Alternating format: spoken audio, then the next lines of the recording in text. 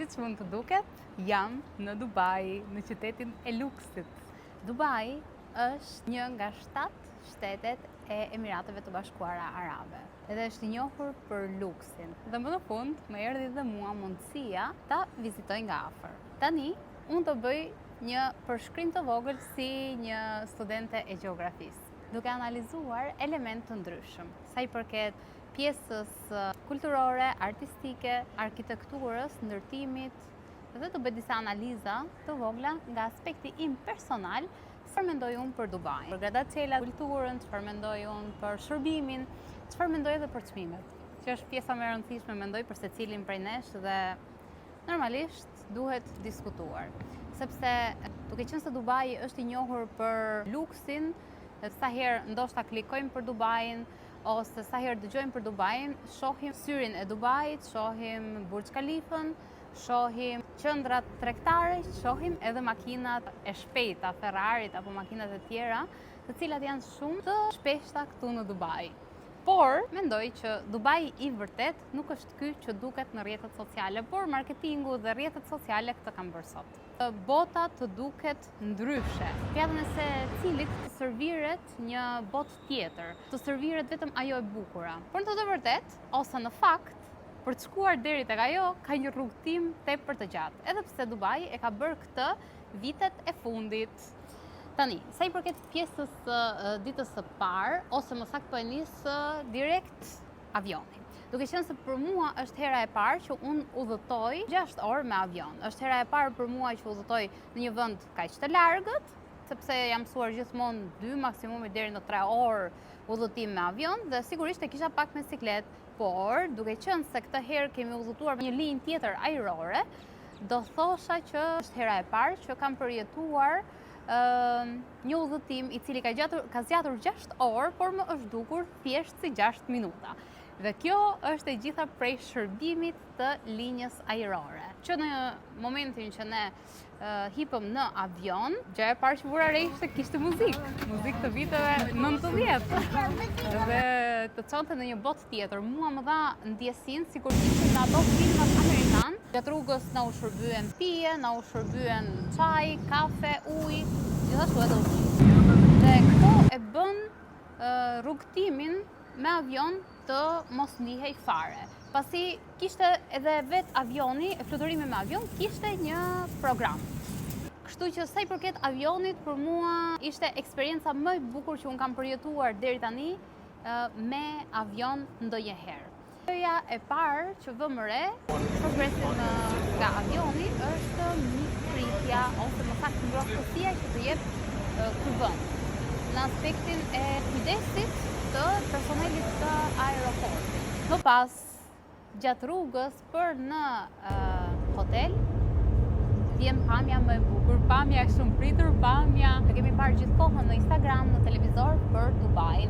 Gradat-cielat e mëdha, gradat-cielat me pasqyra dhe kudo një gjë që vjen re është kudo ishte një pastërti absolute. Cila mua ka bërë përshtypje normalisht.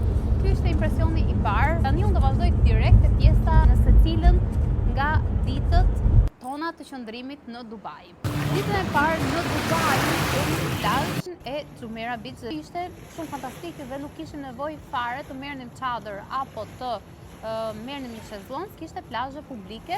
Pas ne bëm ecje për të kthyer në shtëpi dhe vizituam dhe sigurisht pam madhështinë e qytetit, pallatet, sigurisht atë jetën luksoze të rrugës, pasi te Jumeirah Beach është pranë Dubai Marina, ku është mendoj unë edhe një pjesë goxha e zhvilluar, është pjesë shumë e famshme e qytetit.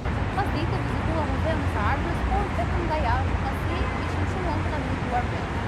Më pas vizituam Burj Khalifën, por ku në të cilën sërish nuk na eci, pasi shatërvanët dhe Muzeu i Dritave nuk ishte i hapur.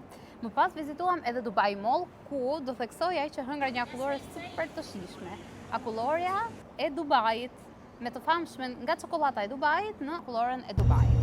Më pas në ditën e 2 vizituam qytetin e vjetër. Kjo ishte pjesa ime e shumë pritur. Si fillim vizituam pjesën historike të qytetit, i cili është Fahidi, më pas vizituam pazarin e famshëm me flori, Ishte dhe pazari i erëzave, pazari i floririt, por edhe i ëmbëlsirave të shumta.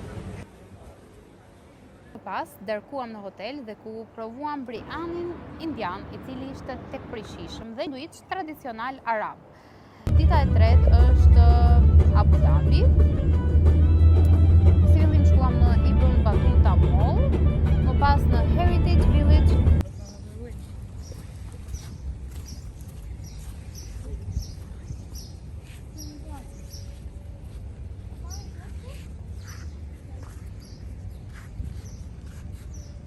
Bëmë dhe disa foto me veshje tradicionale, si sheik, me veshje tradicionale të zonës.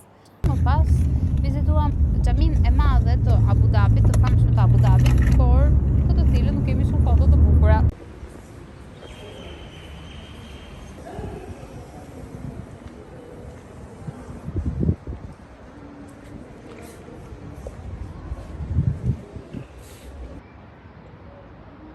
Ditën e katërt, mëngjesin e kaluam në hotel, pas ditën dhe mbrëmjen bëm safari xhirot e famshme me motorët e safarit.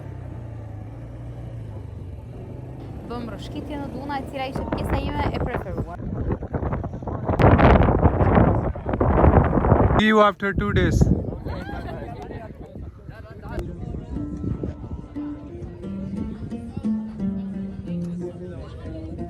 Eksperienca në Oz ishte rreth 6-7 orë dhe me një çmim 10 euro për person, përfshira të gjitha këto.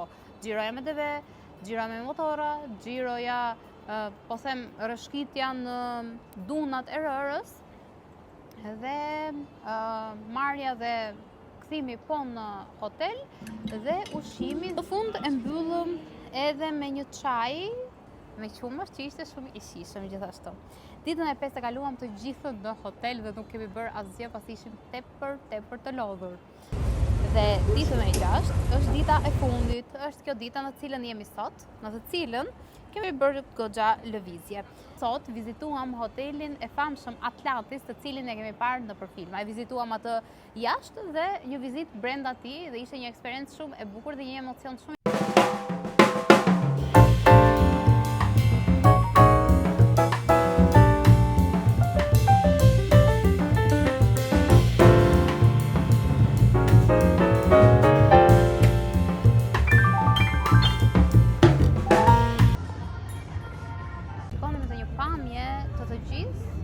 Palmës së Dubait, të cilën mund ta shikoni vetëm nga kulla, Palm View, dhe e cila është rreth 52 kate lart.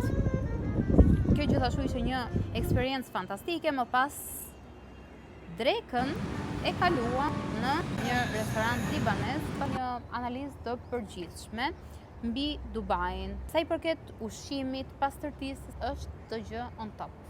Shumë mirë. Dhe bollok gjithashtu, me super bollok. Gjithmonë i kemi marrë me vete se nuk kemi mundur t'i ham të gjitha gjërat që kishim porositur. Sa i përket taksisë, siç më ka thënë edhe Xhesi, sit janë tepër lirë këtu. Dhe pjesën më të madhe të rasteve ne kemi përdorur transportin me taksi dhe sigurisht edhe tramvajt, por që është pak e lodhshme, nuk është ashtu siç duket. Përket çmimeve në përgjithësi më janë dukur okay, duke qenë gjithmonë duke krahasuar me çmimet në Europë. Çmimet në Europë dhe në Gjermani ku ne jetojmë janë goxha të arsyeshme, do thosha. Sa i përket klimës, temperaturat këto ditë kanë qenë nga 36 deri në 30 gradë, goxha nxehtë, por nuk është se ndjehej dhe aq shumë, pasi pjesa më e madhe e gjërave e vizitave janë në ambientet të brendshme. Dhe pjesa e vizitave në ambientet të jashtme bëhet përgjithsisht në këtë orar në cilin jemi dhe tani. Është një udhëtim i bukur, një udhëtim i këndshëm, një udhëtim në të cilin kemi mësuar më shumë rreth kulturës së vendit, sigurisht kemi mësuar më shumë rreth mënyrës së jetesës së banorëve këtu, kemi mësuar më shumë edhe ne për veten tonë, kemi njohur më shumë veten tonë. Jemi goxha rezistent ndaj të ngrohtit dhe mund të bëjmë, ta menaxhojmë kohën në mënyrë shumë të mirë për të kapur goxha pika në pak kohë. Unë ju falenderoj që më ndoqët dhe do ju tregoj më vonë për pjesën tjetër se çfarë